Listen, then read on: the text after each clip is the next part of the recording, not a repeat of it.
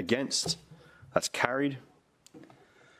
Councillors, we have one last item to deal with, which is the late item. I did mean to check at the start of the meeting, but everyone has a copy of the late agenda item? Yes. Yep, cool. So we'll move to 6.7. Is this you as well, Liam? Oh, I won't be giving Have you had enough? You're on a roll, mate. Yeah. We do, Liam, thank you for the back-to-back. That was a big effort. Well done. Wow. Where's my documents? How are you? I will. No, you won't. It's not the truth. You can stay. Huh? Yeah.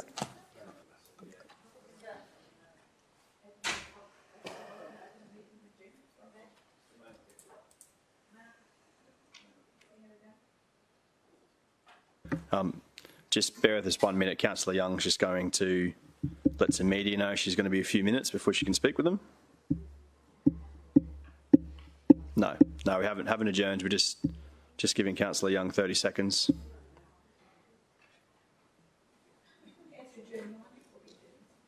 Yeah. There'll be no adjourning. We got 15 minutes. We'll get it done. Yep. Okay. So, Councillors, late item to the committee. There is a presentation on this one. I'm guessing there's an interest in the presentation for this one. Again, as much as possible, officers will move through the presentation a little bit. No problem. Cool. Thank you. Through the chair, this application is for a combined application. The first component is a development permit for a material change of use for short-term accommodation, 153 units, food and drink outlet, shop, bar, hotel, indoor sport and recreation, function facility and port services. The second component is a development permit for an operational works for prescribed title works. The address is 60 to 64 Seawell Drive, Main Beach, which is commonly referred to as Mariners Cove, and the development application is subject to impact assessment. The subject site is located within the centre zone and comprises of land and water-based lots. As previously mentioned, the site is currently improved by the Mariners Cove Marina, which includes a range of commercial offerings and an adjacent marina. The site is located within the Spit Master Plan area. The Spit Master Plan was established in 2019 and provides the guiding framework for development of the Spit. The Spit Master Plan is comprised of 7 precincts, with the subject site located within the village centre. More specifically, the village centre is broken down into 3 sub-precincts, and the subject site is located within the village centre south. Each sub-precinct includes character, conceptual and development outcomes that guide development for each individual site. To date, development applications lodged in accordance with the Spit Master Plan have been lodged over the subject site and the sites to the north and south. The site to the north comprises of Marina and Mirage, and the site to the south comprises of Lot 503 Seawell Drive. Other notable features of the locality include Palazzo Versace and SeaWorld to the north and Southport Yacht Club and the Main Beach locality to the south. The proposal is for a mixed-use development that provides tourist accommodation, commercial tenancies, marine-based components and publicly accessible elements. The proposal is 3 stories in height and includes 3 levels of basement. The basement levels will provide car parking and commercial space for bar, function facility and indoor sport and rec. The ground floor will provide the hotel lobby, commercial tenancies, the public plaza and the boardwalk. The marina will consist of 66 marine berths and a hotel that will replace the existing Fisherman's Wharf Tavern. The first and second floors comprise the hotel keys, and the rooftop will consist of the communal open space, with the southern area doubling as function facility space. Outside the function facility, the rooftop will be limited to hotel guests only.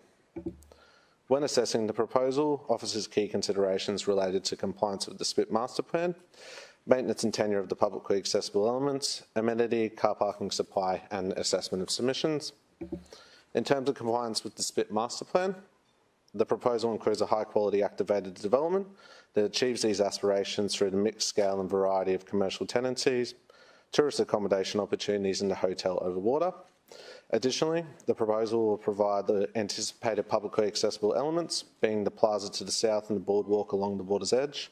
An infrastructure agreement was entered into that requires the developer to deliver the publicly accessible elements, undertake any necessary maintenance or repair, and ensure these elements are publicly accessible at all times, all at no cost to council. Another key consideration of the proposal was ensuring an appropriate level of amenity is maintained. This will be achieved through the majority of commercial tenancies being internalised within the site, restrictions to operational hours, acoustic attenuation measures, and a cap of 1,000 square metres of bar land use across the site.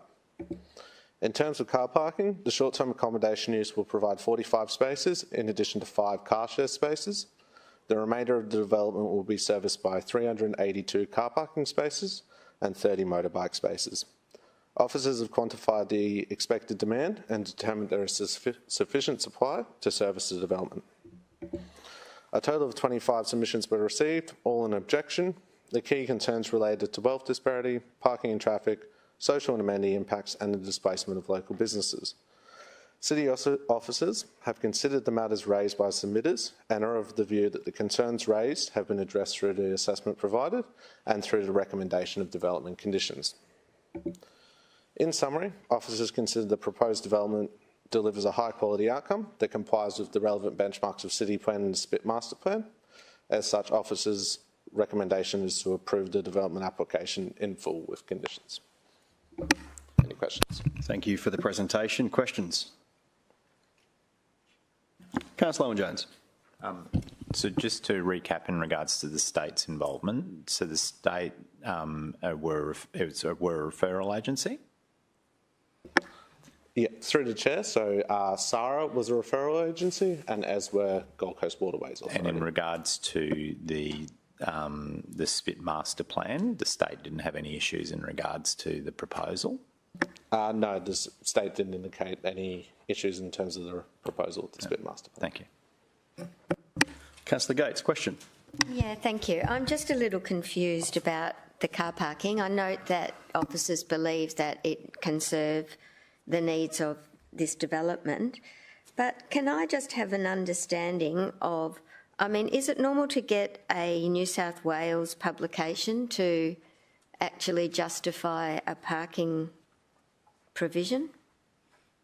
I'll let our officers from Transport Assessment answer that question.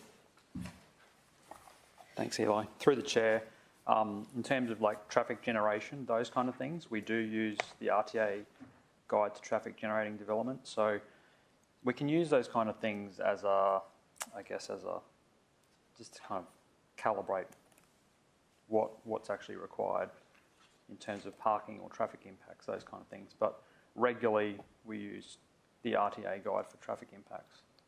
Okay. And that's across the whole industry. So I'm also confused about the 180 spaces and the 50 spaces required by the hotel operator. So am I correct in assuming that of those 180 short-term accommodation spaces, 50 of them will be taken up, which only leaves 130? Yeah, so sorry, the 180, that's if they were to comply with the acceptable outcome, so that's 1 space per room, so they've got 180 rooms total. The 50 spaces is a performance outcome, so the hotel operator has come and said we need 50 spaces to operate successfully. In terms of, like in the transport hub area, we usually accept a rate of 1 space per 4 dwellings. So if you include the car share, the 5 car share spaces plus the 45 that makes the 50, that's equivalent of 1 space for every 2.5 rooms, roughly. Okay, and in addition to the 50, there's another 392 for the commercial uses. Is that correct? There's 382 car parking spaces, and there's also 30 motorcycle spaces. So for each of those motorcycle spaces, we have every 2 spaces, we count that as 1 car space. So that's 15 on the 382, which is 397. Okay, thank you. That was the peak parking demand. Thank you.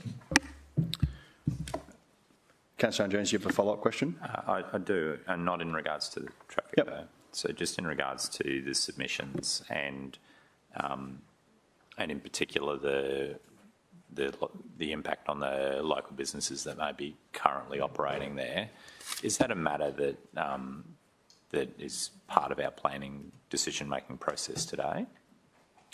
Through the chair.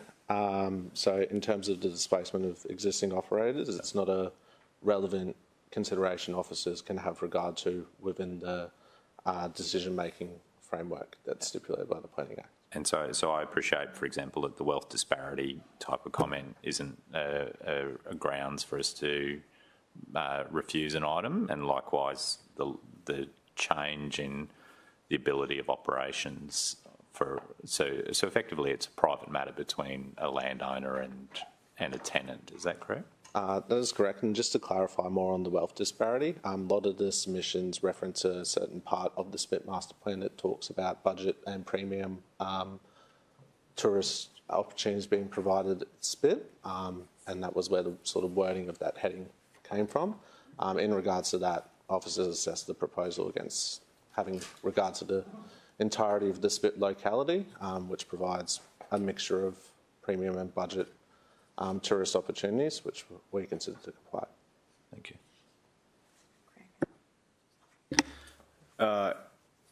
Could I get confirmation that as part of the marina redevelopment there is no helicopter launch pads? Helicopter launch pads. Through the chair, confirm there is no air services land use proposed as part of this development application. Does the extension of that also include the ability of people to have a barge, for example, attached to the pontoon? So whilst this application doesn't allow for it, if somebody comes and uses one of the berths to have a barge to allow, would that be a separate application that would need to be lodged? Yeah. Through the chair, yeah, that would be either a separate application or they'd have to lodge a change application. Okay, thank you. Councillor Taylor, this is in your area. Questions? No questions at this stage, but happy to talk about some. Councillor O'Neill, any questions from you? Councillor Pauline Young? Councillor Patterson on this one? In that case, I'm happy to move the officer recommendation. That's seconded by Councillor Gates. I'll use my open as my close as well, just to say that the SPIT is a jewel in the Gold Coast. It is much loved by all our residents and by the entire region that come to visit it. After one of the most significant community consultation pieces that's ever occurred in the city, the SPIT master plan was locked in, and it is right that the community has a strong interest in making sure that the intent of that master plan happens. Redevelopment of some of these key sites, which are major tourism sites in our city, was one of those key intents of that master plan. And it is good to see the industry picking that up and delivering product that, as we've heard today, according to city plan and according to the state government, meets the intent of the SPIT master plan. So really pleased to see this application come forward. Look forward to seeing it be developed. I will make a final comment on the record today in regards to the existing businesses at the site. So while it isn't something that officers can consider as part of the application, we as representatives of the city and just as human beings recognise the fact that it's been a rough situation for those businesses, some who have been there for quite a long time. And while as part of the application it couldn't be considered, we as a city are working with those businesses to attempt to find other sites. And what I hope will happen is that while this particular developer didn't see those existing companies remaining there, I hope that maybe a different developer may see that as an opportunity to capitalise on and propose something where those companies find another long-term home base. Anyone else wish to speak for or against on this one? Councillor Patterson, you had your hand up first, and then Councillor Gates. Thank you, Chair. I do understand that the lens that's on this today is the planning process, and with that is approval. But I do want to take this opportunity to just air my deep concern, not only for the small businesses, but what that means for access to our waterways for those who aren't super wealthy. Mount Maunganui in New Zealand at the moment is really having a navel-gazing experience, looking at what have they created, where now a lot of their access ways are, it's for luxury yachts, luxury boats, and is limiting access to the everyday person. Our Broadwater is essential in terms of, to so many people, as a way of life. My concern is for this to have come here without support from the state government, and I know we're doing everything we can to find a home for these small businesses, it actually impacts that capacity for the everyday Gold Coaster to get out and experience. I, for one, don't have a super boat, and if I want to go out and enjoy the Broadwater, I don't have any boat, I don't even have a tinny. It would be a matter of using a day hire facility. So it is a concern. I recognise that it's not in the remit of the planning, but it's something for us to consider. Councillor Gates, your comments. Oh, thank you, Chairman. I simply want to say that it's really wonderful to see this sort of development coming before us. I spoke earlier today about the growth in our city when we considered the hotel for Movie World. And this is another example of our city really coming of age. And it's so pleasing to see this proposal put forward with the three-storey form that the Spit Master Plan proposed, because I guess there were concerns at one point in time about the limitations that would bring forward, and to see this really high-quality development before us today is actually a giant leap forward for the city. We've also spoken previously about our place as the tourism capital and the need to keep reinventing ourselves and providing new product to remain at that status and to keep encouraging people to our city. And I think this will most definitely be not just within our country but internationally. With the Ritz-Carlton, this will be somewhere that people will want to come to. We all know that our city has more boats than anywhere else in the country, and the marina that's going to be provided will be really attractive too.